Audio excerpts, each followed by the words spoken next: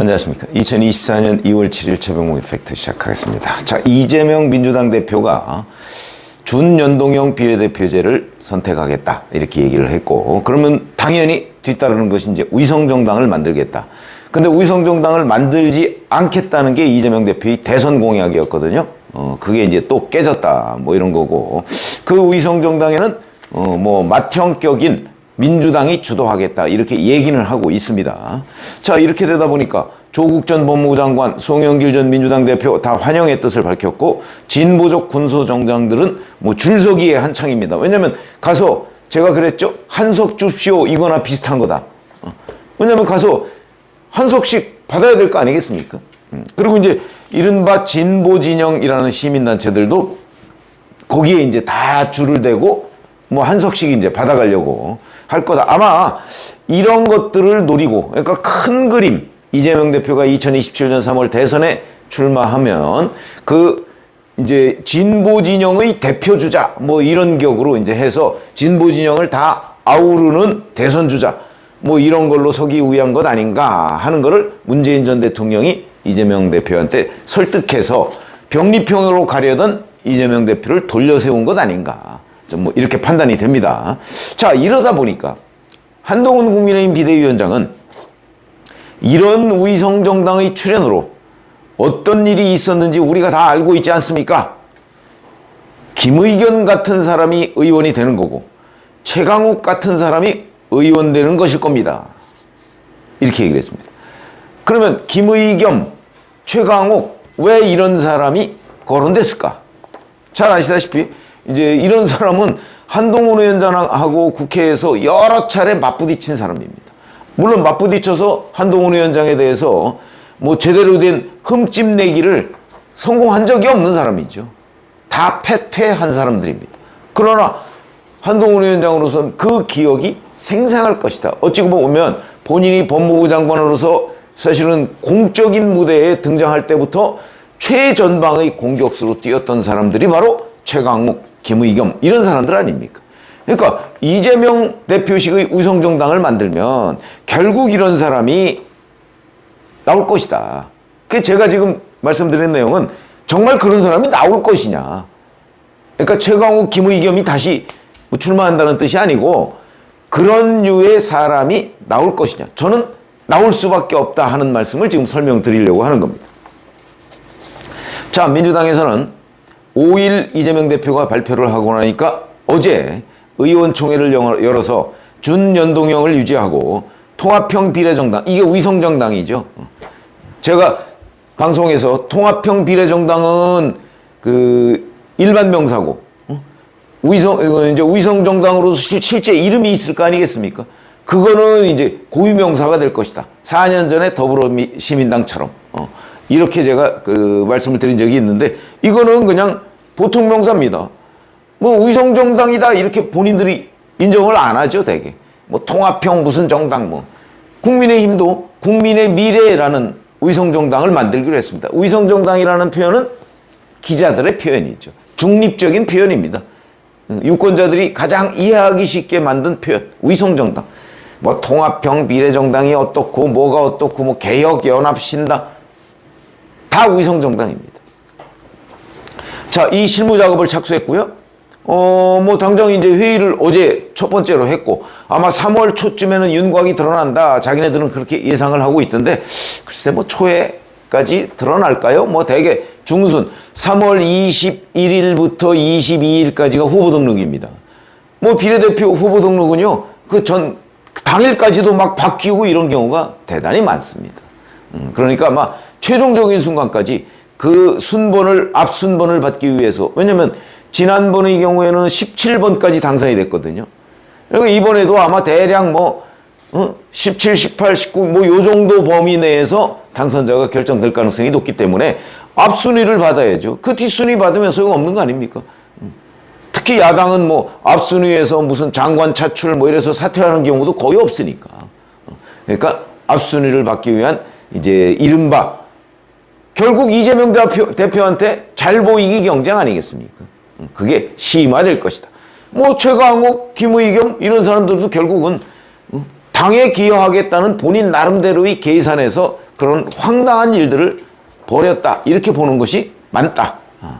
자, 4년 전에 민주당 위성정당인 더불어시민당에서 어떤 일이 있었을까요? 이때도 당시 1번부터 10번까지는 소수정당이나 시민사회 몫으로 주었고 11번부터 30번까지를 민주당이 가져갔는데 실제 17석이라고 그랬죠? 이번에도 이재명 대표는 민주당이 주도하겠다고 했습니다. 근데 주도한다고 해서 앞번호를 민주당이 다 가져간다? 그렇게는 안 될 겁니다. 그러면은 뭐 시민단체나 군소정당들에서 우리 그러면 안 해. 뭐 이럴 가능성도 있죠. 왜냐면 뒷번호는 뭐 의미가 없으니까. 물론 한 17번, 15번 이내에는 다 의미가 있습니다. 그건 뭐 번호는 별 차이가 없습니다. 최소 아마 15번까지는 뭐 당연히 당선이 될 테니까. 그 다음 15번부터 20번 사이에 다 당선되느냐, 일부만 당선되느냐, 이러니까 아마 15번 앞번호까지를 달라고 할 가능성이 대단히 높다. 그런데 이제 문제는, 자, 이거를 민주당이, 그러면 우리가 주도하니까 명단 내고 우리가 검증할래? 이렇게 될 수가 없습니다.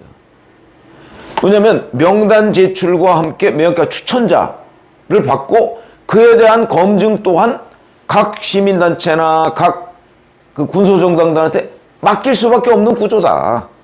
예를 들어서 4년 전에 윤미향 의원을 추천했습니다. 정의연 뭐 이런 데에서. 그러니까 무슨 뭐 진보 무슨 연합 뭐 엄청나게 많습니다. 추천했습니다. 그럼 윤미향이 누군지 어떻게 합니까? 뭐 인터넷 검색 같은 거 해봤자 윤미향 의원이 뭐 정의연에 있는 예를 들어서 후원금을 뭐 횡령했다 뭐 이런 거 안 나옵니다. 그러니까 결국은 그 추천한 단체에 알아보고 뭐 기껏해야 뭐 그 정도고 자 문제가 없느냐 뭐 이런 거거든요. 근데 추천한 단체 예를 들어서 윤미향 의원에 대해서 물어보면 훌륭한 사람이다 뭐 실적이 이렇습니다라고 얘기를 하지 않겠습니까? 그러면 그거를 뒤집을 어떠한 검증 장치도 민주당에는 없습니다. 아니 지금 생각을 해보시죠. 윤미향 의원에 대해서 검찰이 오랜 기간 수사를 해서 그 결과를 가지고 기소를 했는데도 지금 윤미향 의원은 그 부분이 잘못됐다. 난 결백하다. 이렇게 주장하고 있는 상황입니다.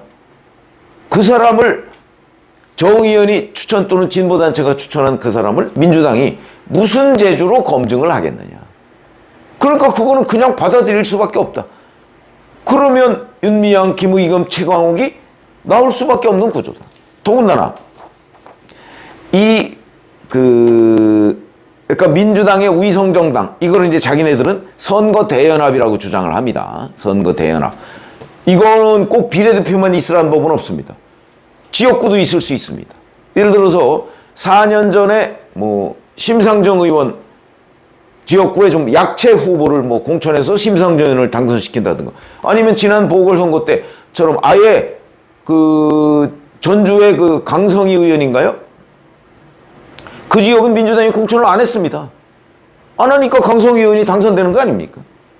이것처럼 지역구의 선거연합을 할 가능성도 있고 비례대표는 당연히 위성정당으로 연합하고 이거를 이제 선거 대연합이라고 이른바 진보진영 단체들이 얘기를 하는데 이 사람들이 그 연합정치시민회의 뭐 이런 거를 또 만들었다고 합니다. 여기에는 무려 234개의 진보그룹이 속해 있다고 합니다. 진보그룹이라는 데가 원래 뭐 심하게 얘기하면 이런 겁니다. 3명이서 1명씩 하나 단체 만들고 2명씩 2개 단체 만들고 또 3명이 모여서 1개 단체 만들고 이런 몇 개 되는 겁니까? 6개. 3명이 6개의 단체를 만들 수 있을 정도로 아주 복잡합니다. 진보그룹이라는 데. 그러니까 자기네들끼리 이리 합치고 저리 쪼개고 그래서 무려 234개의 그룹이 합쳐져 있는 데가 바로 연합정치시민회의라는 건데 아마 여기서 상당한 정도의 후보자를 추천할 겁니다. 근데 여기 있는 사람들이 대부분 우리가 다 아는 그나물의 그 밥입니다. 맨날 무슨 진보진영 뭐 그러면 예를 들어서 이런 거죠. 지난번에 뭐 이재명 대표가 임명했던 이래경 그러니까 뭐 혁신위원장인가로 뭐 임명했던 이래경 다른 백년 이사장 이런 사람도 여기 들어가 있고 뭐 박서군 뭐 조성우 뭐 다 을의 무슨 뭐 촛불 시위 뭐 이런 진보그룹의 이벤트 거기에 늘 단골로 등장하는 사람들이다. 이런 사람들이 추천하는 사람의 면면이 어떻겠는가? 뻔하죠. 결국은 검증도 이런 사람들한테 맡길 수밖에 없을 것이다. 그러면 그런 사람들이 추천하는 사람을 민주당이 달리 검증할 방법이 없고, 그리고 민주당의 검증 자체도 이렇게 보시면 됩니다. 여기에 있는 사람들이 대부분 다 천안함 음모론자들입니다. 예를 들어서 이재명 대표가 지금 영입했다는 박선원 전 국정원 차장, 뭐 노종면 전 YTN 기자, 뭐 이런 사람들 보면 다 천안함 음모론자들입니다. 그렇기 때문에 민주당에서는 천안함 음모론은 음모론이 아닙니다. 근데 만약에 중립적 관점에서 본다면 천안함 음모론에 동의할 수가 있습니까? 천안함이 무슨 잠수함의 충돌 국내 무슨 그 어뢰에 의한 폭발 그거 다 외국까지 포함한 조사단에서 결론을 내렸는데, 자기네들은 아직도 그러고 있는 사람들을 이재명 대표가 영입해서 지금 뭔가 역할을 주려고 하는데, 자, 그런 기준으로 보면 비례대표, 더군다나 민주당에서 달리 검증할 도구도 없는 그 추천자들, 그걸 어떻게 하겠습니까? 당연히 최강욱 의원을 다시 공천한다는 뜻이 아니고 최강욱, 김의겸, 윤미향 이런 류의 사람들이 등장할 수밖에 없는 구조다. 그럼 지금 이재명 대표가 박선원, 노종면 이런 사람들을 영입할 때의 그 기준을 대왕창 국민의 눈높이로 바꿔서 적용하기 전에는 설령 알더라도 천안함 음모론자라는 걸 알더라도 비례대표로 공천을 할 거고, 그리고 실제는 모를 가능성이 더 높다. 그러면 한동훈 비대위원장의 말대로 바로 그런 사람들이 나올 수밖에 없다. 자, 아직 지금 시작 단계니까 저희가 누구 이렇게 이름을 지목할 수는 없습니다. 그러나 아마 그 4년 전처럼 4년 전에 처음에 더불어시민당의 그 비례대표 공천 후보자들이 쫙 등장했을 때 그때 제대로 알았습니까? 최강욱은 조국 사태 때 좀 알았지만, 그리고 김의겸도 기자니까 좀 알았지만, 예를 들어서 윤미향 이런 사람들 일반 국민들은 잘 몰랐습니다. 모르고 그냥 찍어준 거죠. 이번에도 아마 3월 초나 중반 정도 되면은 소위 민주당 위성정당의 비례대표 후보자들이 이제 딱 공개가 될 텐데, 그때 아마 보시면 누가 누군지, 이 사람이 누군지 객관적으로는 진보 진영 내에서는 이름이 좀 알려져 있을지 모르지만 객관적으로는 전혀 알 수 없는, 근데 그 사람들이 나중에 이제 의정활동이라는 걸 의정활동 하겠죠. 하면서 이제 이리저리 문제가 불거지고 본색이 드러나면서, 아, 그래, 저 사람이 최강욱이었구나, 저 사람이 윤미향이었구나, 이런 거를 알게 될 것이다. 그러니까 제 말씀은 결국은 그 한동훈 비대위원장의 이제 주장대로 민주당 위성정당의 이름을 올릴 비례대표 명단, 거기에는 그 우리가 최강욱으로 상징되는 인물, 김의겸으로 상징되는 인물, 윤미향으로 상징되는 인물들이 많이 들어갈 수밖에 없는 불가피한 구조가 있다. 이 말씀을 설명드렸습니다. 고맙습니다.